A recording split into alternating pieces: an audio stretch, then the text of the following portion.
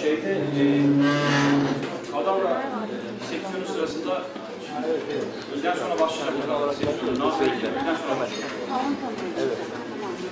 Yine başlıyor. Kadavraların kulakları kepçeli duruyor mu? Evet. Evet, çoğu var. Kulak kepçesini kesebilir miyiz?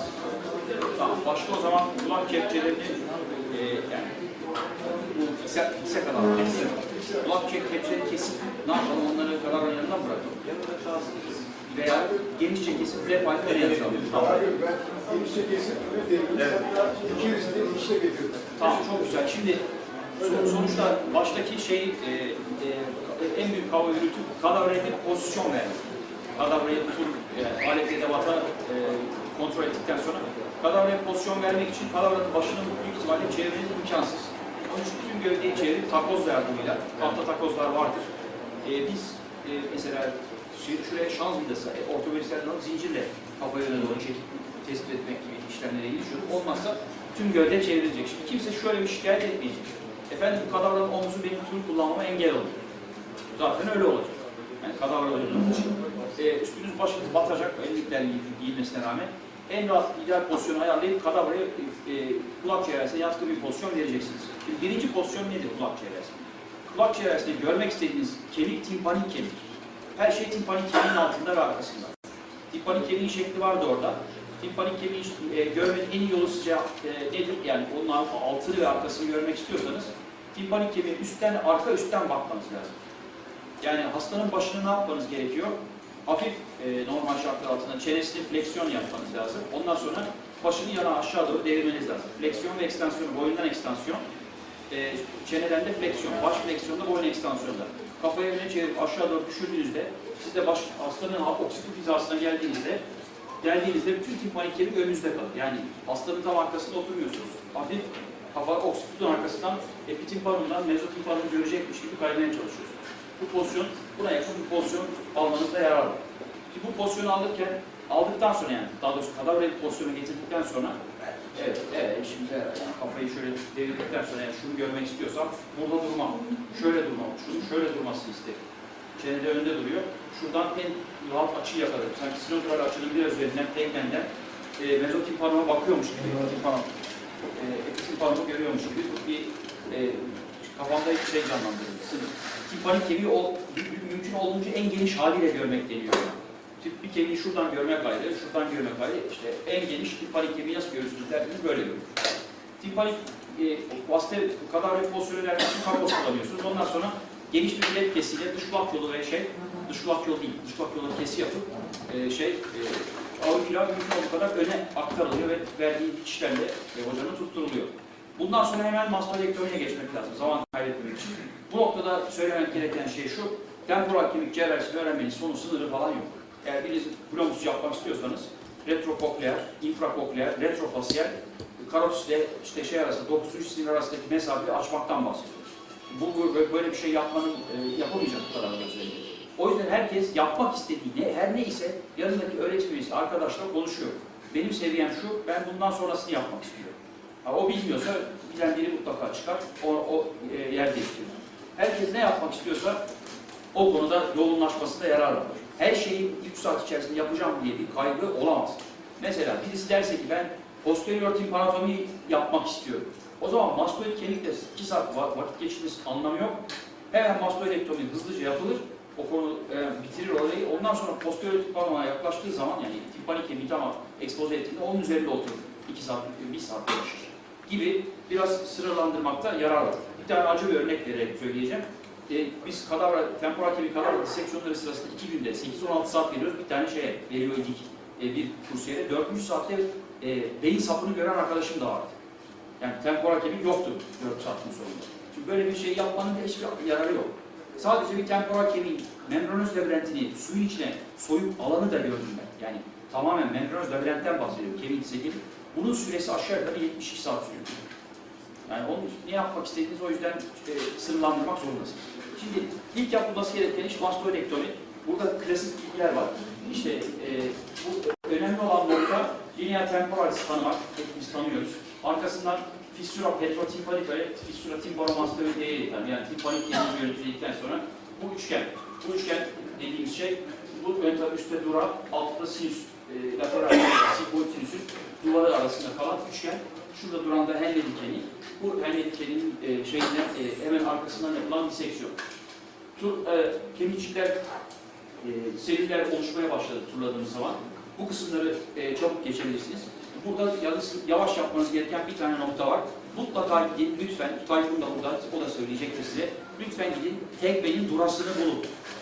En garanti yöntem bu. Tegbe'nin durasını bulmak. Nasıl bulacaksanız bulun. Tegbe'nin durasını bulduktan sonra bu bölgede, Tegbe'nin durasını takip edin. Tegbe'nin durasının anatomisini öğrenmek lazım. 3 boyutlu gidiyor bunun anatomisi. Bu tarafta şeye yakın, squamous kemiğe yakın olan kısımda kabartı size doğru yakın. Ondan sonra bir anda açı değiştirip derinleşiyor şeyin üzerinde. Epitinform ve mastoid kavitenin üzerinden sınırladığı alanda, hemen bu kortikal kemiğin altında, yani selüllerin bulunduğu alanda sizden uzaklaşıyor. Bu bölge için geçerli. Öne doğru gittiğinizde, epitinforma doğru, zigoma köküne doğru gittiğinizde aynı anatomi bu sefer şöyle bir açılanma yapıyor. Yani dış kulak yoluyla dura arasındaki mesafe öne gittikçe daralıyor. Derine gittikçe rahatlıyorsunuz. Yüzeyde sıkışıksınız, önde sıkışıksınız ama iki bölgede, derinde rahatsınız. Lütfen burayı takip ederek bu anatomiyi, buranın plakasını gözlemlemek lazım. Arkasından sinüs skleronize edebilirsiniz. Bunun için büyük bir zaman kaybetmenize gerek yok. Sinüs kimse skleronize etmiyor cerrahi sırasında. Her ne kadar kolesterol cerrahisinde bütün hücreleri açarım, petros kemikleri de açarım diyen varsa, dediklerini ben de duyuyorum kişileri. Yaptıklarını zannetmiyorum. O yüzden yani cerrahi amaçlı sinüsü tamamen anatomi amaçlı açabilirsiniz. Tek sinüsü şu bölgede tanımak yeterli sinodral açıyı algılamak için durar planını. Demek ki daha ziyade şu bölgeyle uğraşmak lazım. Bu bölgeyle değil. Bu bölgeyle ne zaman uğraşıyoruz? Demin dediğim şey için. Bu bölgenin tamamen cerrahisinde, globus cerrahisinde işe yarıyor. Yani şu bölgenin infra labirintin ve retrofasyal çalışmanız gereken tümör cerrahisinde işe yarar. Onun dışında epitinforma öne doğru gitmek gerekiyor.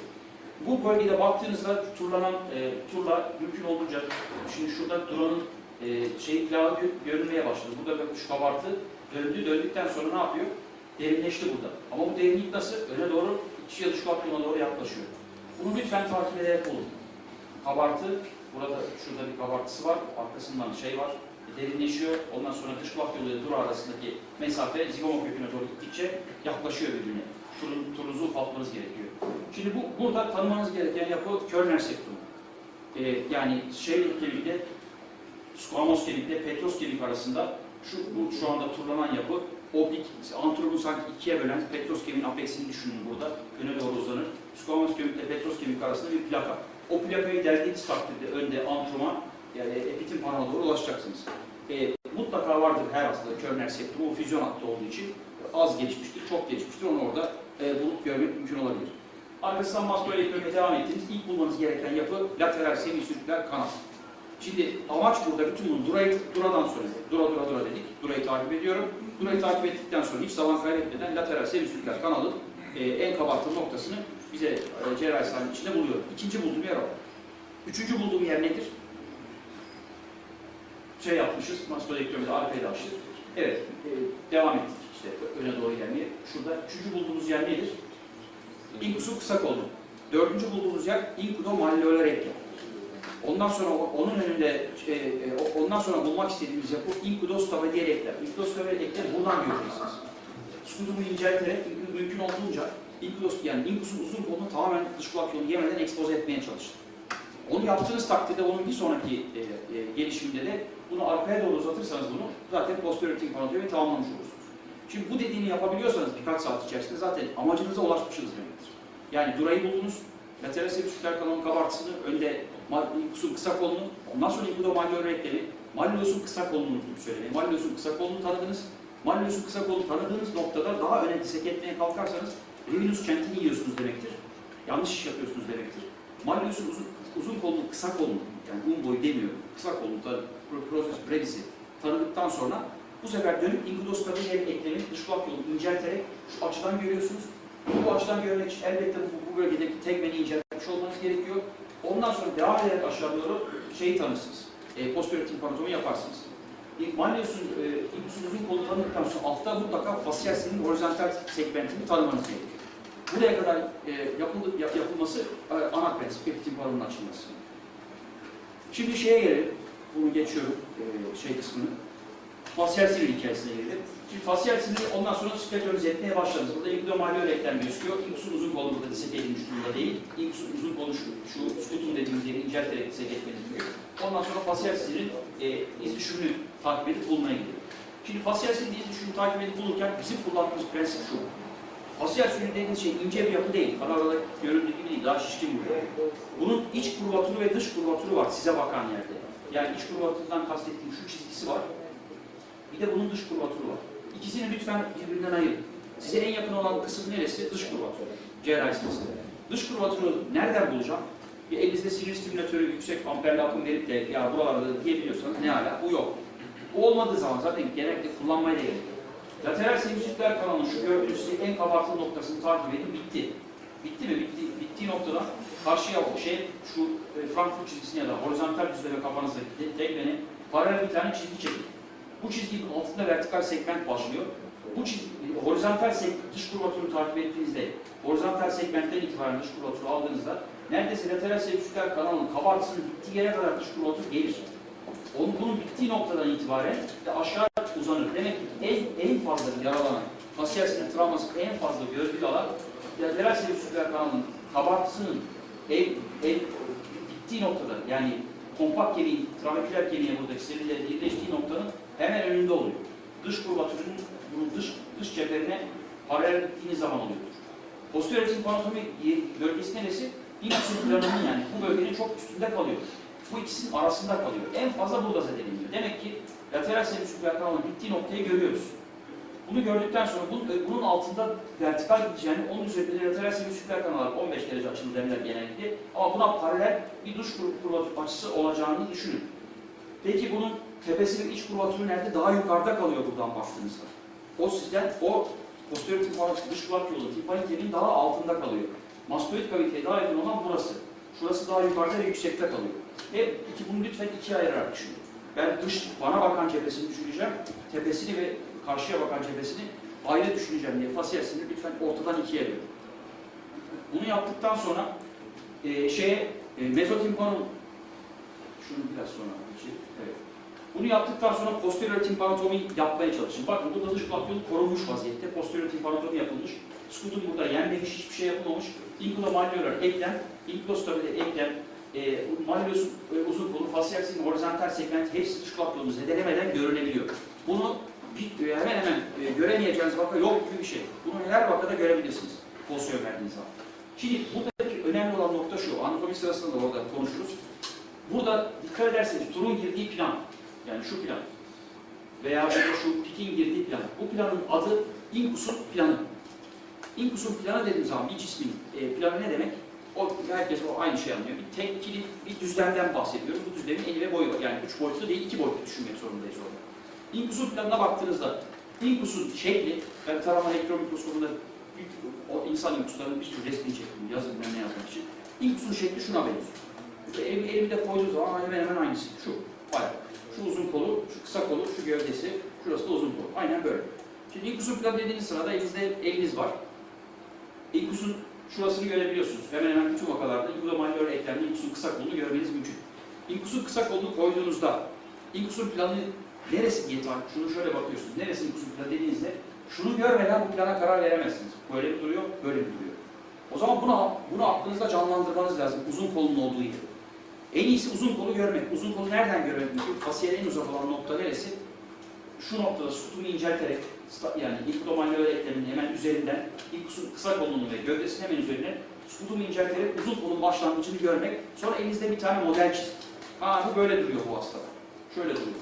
O zaman ben Inkus'un planının içine gideceğim derseniz bu yönde gidersiniz değil mi? Başka bir yönde gitmeniz mümkün değil zaten. Eğer bunu hastanın baş pozisyonundan veya sizin cerrahi oturma tarzınızdan dolayı bu böyle duruyorsa o zaman yine bu sefer böyle gidersiniz. Turlar. Böyle olan bir cisme böyle gitmezsiniz. Inkus'un planını kafanızda canlandırmanız lazım. Ben Nazım için bir tane model hazırladım bu kurs için. Bu inkudostabiliyer eklemin ve malleus'un üçlü yapıştırılmış hali birbirine. Epey bir uğraştım bunu yapmak için. Burada elimde duruyor. Bunu istediğiniz konuma getirip cerrahi sırasında bir taraftan yani kendiniz buna elinize alarak bakarak Inkus'la malleus'un uzun kolu şöyle olduğunda Inkus nasıl bir açı alır? İnkusum planına hangi tur açısından girelim diye bunun üzerinde defalarca bakabilirsiniz. Kırmayacaksınız. Koşu olur, yapmak zor. İnkusum planının içine, inkusum planının altına gittiğiniz zaman risk ne? Fasyal sinir. Demek ki ben inkusum planıyla lateral semicirküler kanalı trabeküler kemikle birleştiği, kompakt trabeküler kemikle birleştiği alan arasında kalacak olursam posterior timpanotomi ile başarırım. İnkusum uzun koluna görüp mezotimpanoma oradan ulaşabilirim. Bir konuda şuna dikkat ettiğinizde dış kulak yönelen timpanik kemiği paralel giderek timpanik kemiğin altına giriyorsunuz. Bütün hissiyat bu. Üç boyutlu büyük düşünmek lazım orada. Timpanik kemiğin şeklini biliyorsanız ben sürekli timpanik kemiği takip ederek onun iki fissür arasındayım. Timpanik kemik böyle geliyor, onu incelttim. Timpanik kemiğe paralel giderek onun altına gidiyorum. Bu düşüncede hiçbir zaman kaybolmayacak. Ama nasıl gidiyorum? İnkusum planın içine girmeye çalışıyorum. O planın altına inmiyorum. Şeye yaklaşmıyorum. Posterior semicirküler kanala da yaklaşmıyorum. Böylece o dar aralıktan, birkaç milimetrelik aralıktan istediğiniz manevraları yapmanız mümkün olabilir. Burada işte posterior timpanotomi yaptığınızda bu dediğim şey. Burada Jean Jansen'in tarif ettiği usulle direkt işte bu scutumu inceltiyor. Burada bir tane köprü bırakıyor. Inguinal eminentia pyramidalis tendon nekti.